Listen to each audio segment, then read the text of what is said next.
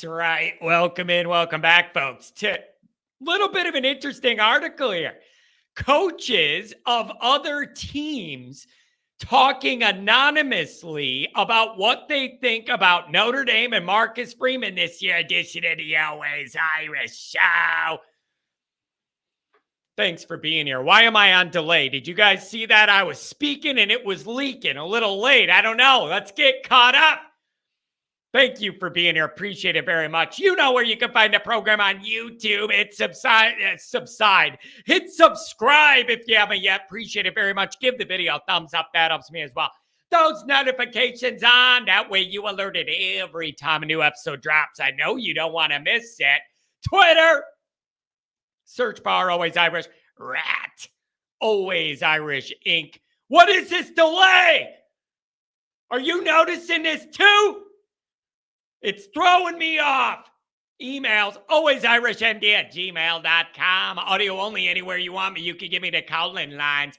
312-988-15. You tell Johnny all you've heard and seen. All right. Here's the deal. We're going to get me caught up, and I'm going to bring up this screen, and we're going to get into this. Let's see what we got. All right. We're going to get right to it here. This is Athlon Sports. Coaches talk anonymously about Notre Dame for 2023. Now, I don't know who these coaches are. I don't know whether this story's legit. I don't read a lot of Athlon Sports stuff. I don't know whether the guys they're talking to are good coaches, bad coaches in the middle. I don't know nothing about that.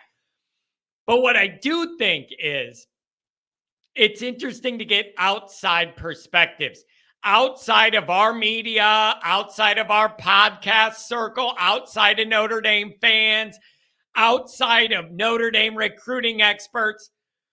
I just think it's helpful to see what people on the outside think of you and say about you. This isn't a long article, but some of it's interesting. Let's go over it. All right, that's the introduction that I don't care about. Let's get to the quotes. Here we go. We'll have a pretty good idea of what is of what this head coach is capable of at the university by the end of the year. There's a lot of big questions.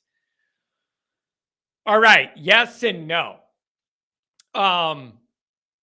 Because you have such a tough schedule, and you got the best transfer quarterback available in the portal this year and everything, it is a big year with a lot of big questions. And I think Hartman joining Notre Dame raises the bar of what's expected of Freeman this year.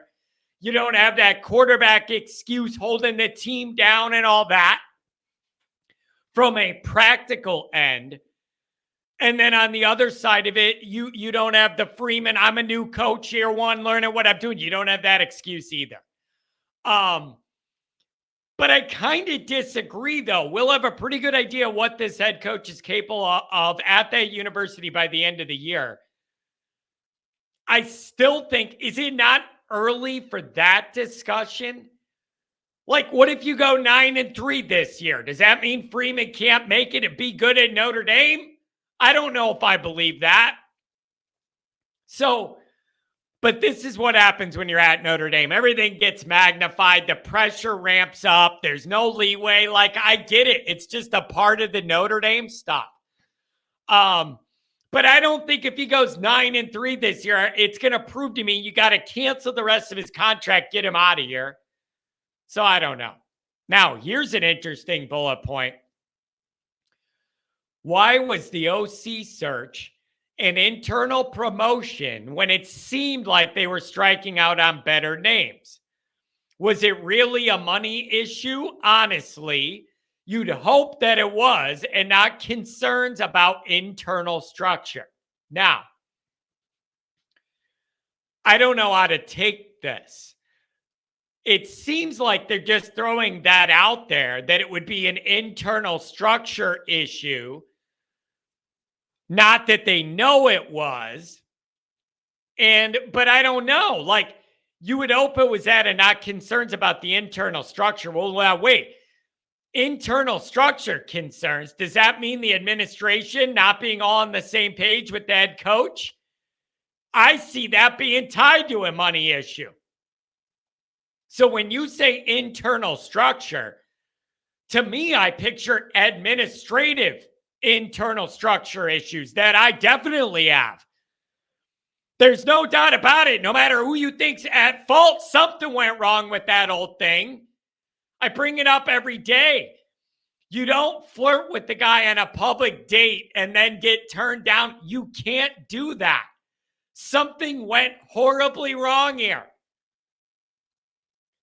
Why was and I still think, I'm just telling you what I think. Why was the OC search an internal promotion when it seemed like they were striking out? I know why. Freeman was very upset and embarrassed on the public nightmare Ludwig turned into and said, we need to put out this fire now. That's what I think happened. Maybe it did, maybe it didn't.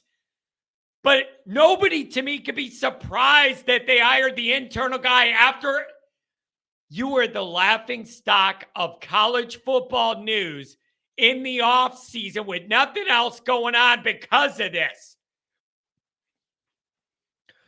Are there really people who can't understand how once we got all those bad headlines, Freeman felt like he had to finish that up right away and make it a guy that couldn't turn him down? I'm not saying that's what happened, but if it did, it makes perfect sense to me. Next. Sam Hartman is a great QB, and he's capable of the job, but he'll be under an extreme amount of pressure to produce and carry these guys right away. ND won't run those Wake RPOs, the mesh point, and all that, And they don't have proven targets for him either. You're asking a lot of this kid. Here's the other thing, though. This kid that we're talking about is a sixth-year guy. A sixth-year guy.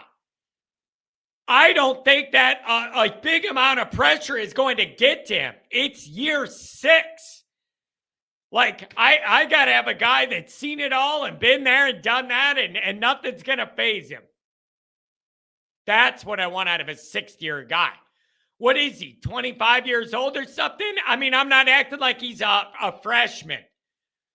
So, there's a lot of pressure. That's why you have a sixth-year guy with all this experience. And what does he have, 110 touchdowns in the ACC? That's why you get a guy like this. Is so he doesn't succumb to the pressure of all that. Now, I do agree that Notre Dame doesn't have a lot of proven targets and that Hartman's going to be responsible for having to pull them along. Yeah, I agree with that. That's the quarterback's job, is to throw those wide receivers open, make them look better, make him look better. But if the pressure gets to Sam Hartman in year 6, I mean, I don't know where you go from there. It's about the most experienced guy you could have other than like Chris Winkie. Wasn't he like an 8-year guy or something? So I don't know about that. Here's an interesting note. They have some really nice pieces on defense that can make a big jump this season. There's some straight up positivity. And on the side of the ball I'm most worried about. I like that. The next one.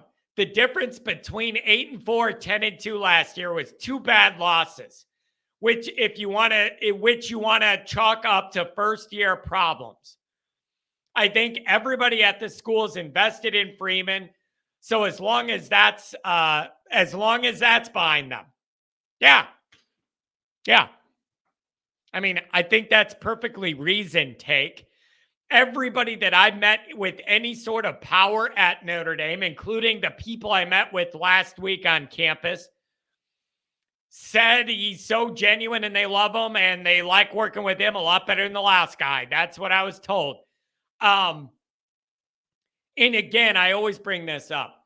Think of the difference in how last year would have felt if Notre Dame just went 10-2 and didn't have the Marshall and Stanford.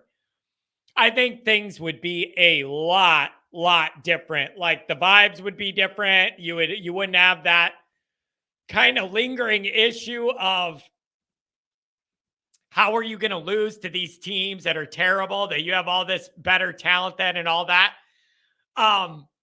And so it's amazing just how the framing, those two dumb games knocked off what all this should have felt like and been like. That's what happens, bro. You don't get to lose to Marshall and Stanford. Like, you just don't. So I don't know what you guys think of that. I thought it was an interesting experiment just to see where people were at with Notre Dame. You have no idea. It's anonymous. It could just be the writer of that article making up anonymous to put it in and write an article. I don't know.